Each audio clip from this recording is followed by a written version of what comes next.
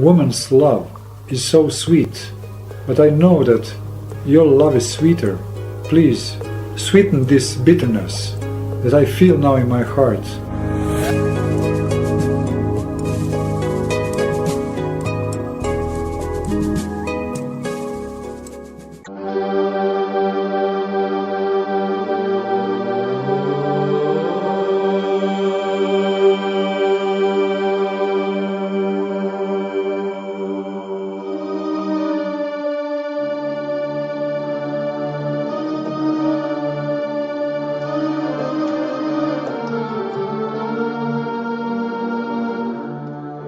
Good evening, my dear friends. Here we are of a life story of an Orthodox Christian monk who came to a silly idea to open his life and to talk about secret parts of his life. Actually, to talk about everything of his life. Because he was not a monk all his life. He was a regular young man, born in Belgrade, Serbia. Then, at the age of 27, he moved to United States, Manhattan, New York, and he spent there 6 years. And during his youth, until his 29th year of his life, when he realized the final truth of life, he went under a lot of suffering, like many young people do in this world. And unfortunately, many of them never find the exit. And many of them suffer greatly, and to the most unfortunate result, many of them are not alive anymore. They either kill themselves or die from diseases, or even they get killed, living very risky and sinful and very poisonous life. So being one of them and having realized that life can be really a torture and something without sense, but at the same time being conscious that life is actually something most beautiful that is given to us human creatures. This monk, who was not monk all his life, he realized that it would be good. He deeply believes that this idea came to me from the very creator of the universe, that it would be good to open his heart and to talk about his life experience and what really happened to him. So this was my idea, to talk about one regular young man who was always looking and searching for higher meaning, higher purpose of life. And thanks to all heavens, he found that meaning, he has found that purpose. And not without danger from the spiritual realm, he is now opening his heart to all of you who have enough time and energy to listen to him. So when I came back home to New York from Pennsylvania, from monastery of St. Tikhon of Zadonsk, he became conscious of great change that happened in his life, primarily in his inner life, in his spiritual, secret, psychical life. And I remember when I was leaving my homeland, my home city, Belgrade, Serbia, several years before that, I was preparing myself, and last month before I left, I knew that I'm leaving. And wherever I was aware that those are my last days in my home city. And only God knows whether I'm going to come back ever, or if it happens, who knows when. So during those last days of my life in my home city, I was saying goodbye and I was saying farewell to everything, to the streets, to buses, to the houses of my town, to the birds, to my friends, to my relatives, to my childhood, to my youth, to my memories. I was saying goodbye to my whole life spent in Belgrade, Serbia. And it was not without a certain sadness, but at the same time this joy and excitement that I am going in new life, that I am leaving my small country and going to big country, whole new continent, to American continent, and going to my beloved New York. I was really excited, and this excitement was much higher than this small sadness. So I found myself in a similar state, because now I was not leaving one country or one city or one continent. I was leaving the world in general. I was preparing to set on a completely new way of life, to leave everything that is common and usual for average man in this life, in this world. And that was not easy commitment, that was not easy decision, but deep in myself I was so full of some special and strange and unfathomable energy that was strongly taking me and cutting me off from this world. So it was really very mysterious and strange what was happening in me. At the same time, being almost scared, what is going to be with me?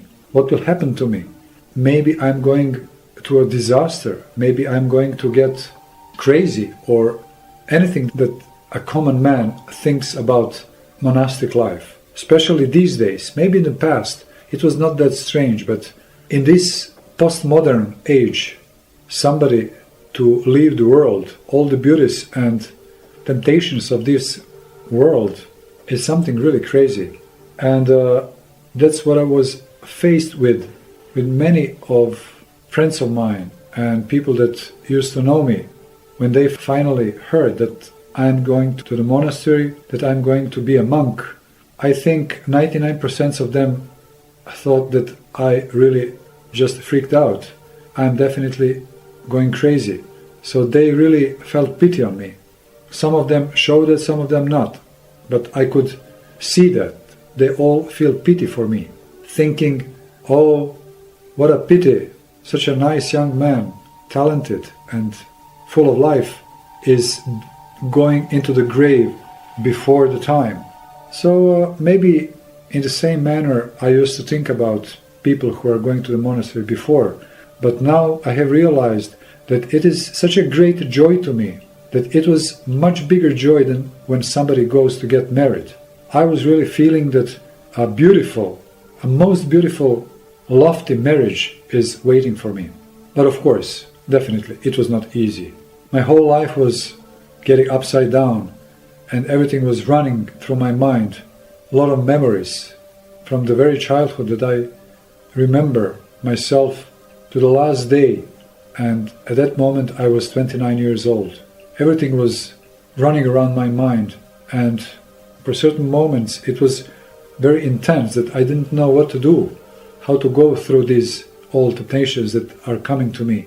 But the prayer was always there, and this certain warmth that was really warming me deep in my heart was giving me strength to go through all those temptations. But I have to admit, the hardest was idea that I'm not going to have wife.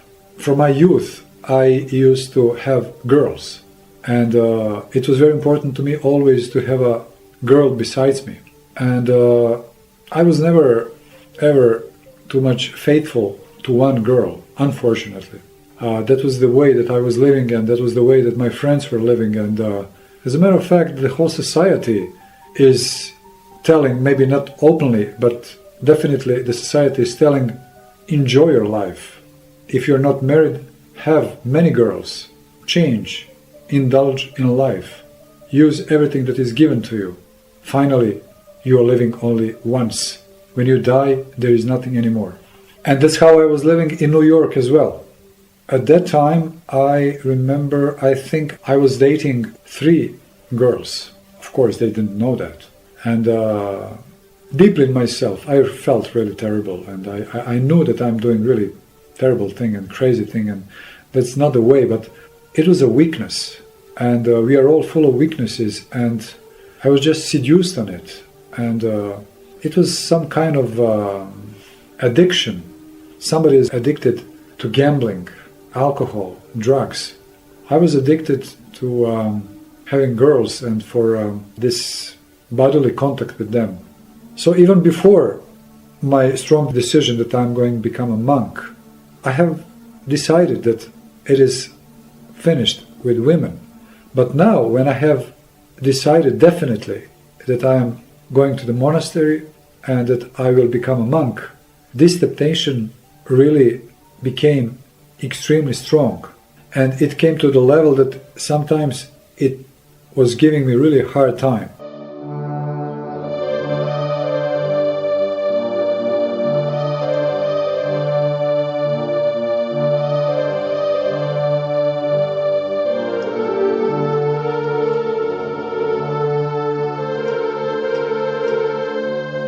I remember there was a girl living upstairs on the second floor in my building. We were not in connection, we were not lovers, but she liked me. She liked me a lot. I remember that, and I think she was German. She was an artist and living in New York at that time.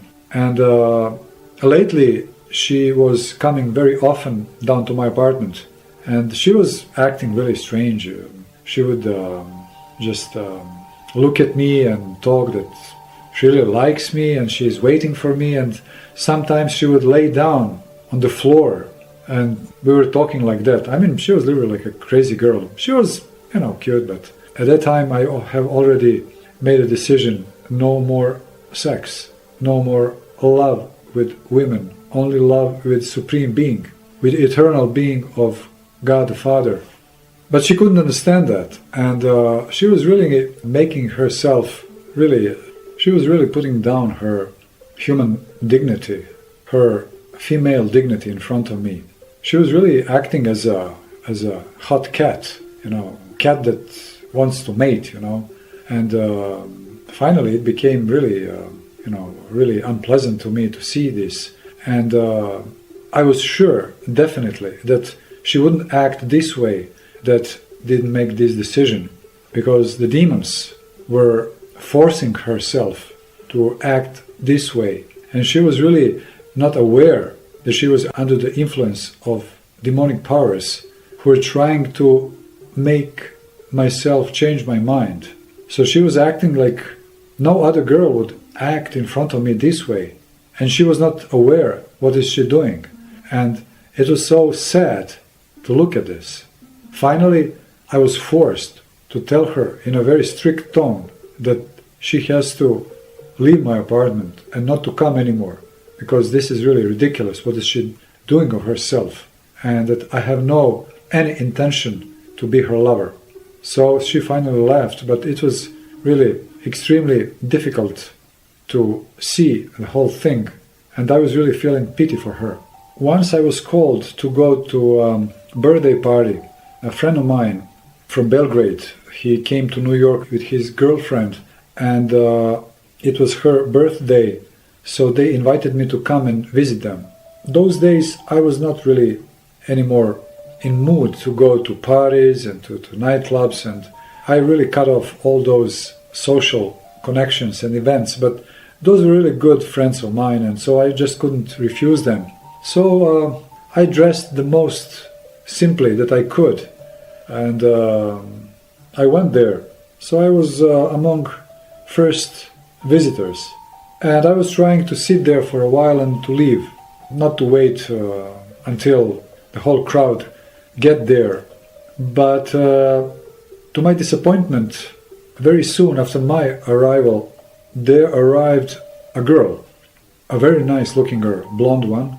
She was from Texas, and she was an actress, and she was in New York shooting some TV series or something like that. And she was really attractive, young woman, and she came straight to me, and she sat next to me on sofa. So we went into conversation, and she was really, showing me that she likes me.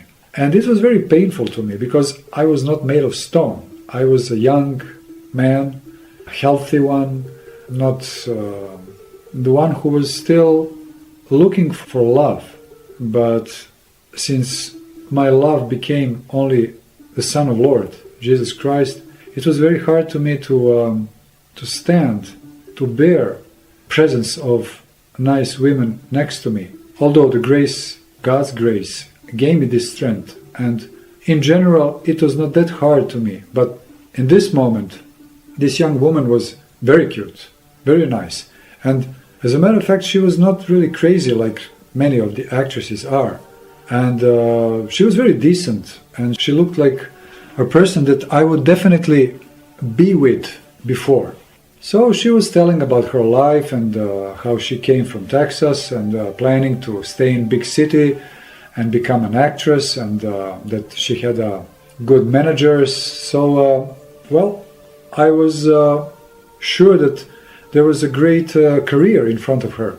And all the time she was staring directly to my eyes. And finally she told me that she would really like to know me, and if we could see each other after that party again. And it was really hard to me, to say in a way no to her. And I told her that it is time for me to go now, because I have some very important obligation to do. So she was so disappointed. She said, "Why? The party just started. Please do not leave. At least give me your telephone number." And I said, "Well, my telephone is cut off because I didn't have money to pay, so now I'm without telephone." She said, "Well, okay, give me your address." So I was lying that now I'm moving to another apartment, but she can be in touch with me through our common friends. So, and she finally was calmed down, when she realized that, I gave her a chance. So through my friend, she could get in contact with me. So it was really hard to me, and I took my jacket and I said goodbye to everybody. So I went down, get into my van, and I was on my way towards my home. And on the highway, driving, I came to the extremely hard state of my soul. I was so full of some terrible sadness, and I almost started to cry. And I prayed to the Lord to give me strength to go through all those temptations. And I prayed to Him and I said, "Oh my Lord, oh my only love, Son of God, Jesus Christ, I never knew for you before. And I thought the Christians are just, losers and cowards and weak people. I thought you do not exist. It's just a great delusion. But now, when I felt your love, when I felt your beautiful presence, and when I have decided that only your love is going to be my only love in my life, please, do not leave me. I need your love. I cannot live without love. Please be with me. Fill me with your love. Come in me, stay in me, dwell in me. Never leave me. It is so painful to make sharp cuts like you are teaching me to do. It is so sweet. Woman's love is so sweet. But I know that your love is sweeter. Please, sweeten this bitterness that I feel now in my heart. This sadness that I feel because I didn't stay with that beautiful, nice, and very decent young girl. Please, fill my heart with your love, and never let any other love come to my heart except yours."